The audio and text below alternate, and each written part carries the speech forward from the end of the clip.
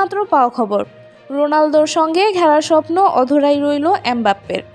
২৬ বছর বয়সেই বিশ্ব ফুটবলের অন্যতম সফল তারকায় পরিণত হয়েছেন কিলিয়ান এমবাপ্পে। বিশ্বকাপ জয় থেকে শুরু করে পছন্দের ক্লাব রিয়াল মাদ্রিদকে যোগ দেওয়া সবই পূরণ হয়েছে তার। কিন্তু একটি স্বপ্ন থেকে গেছে অপূর্ণ। এমবাপ্পে শৈশবের নায়ক ক্রিস্টিয়ানো রোনালদো। পোস্টারে ঠাসা রোনালদোর ছবি ছিল তার ঘরে।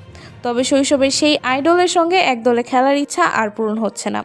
সম্প্রতি এক সাক্ষাৎকারে এমবাপ্পে বলেন, মেসি, নেইমার, বেনজেমা, মডরিচের মতো অসাধারণ খেলোয়াড়দের সঙ্গে খেলেছি।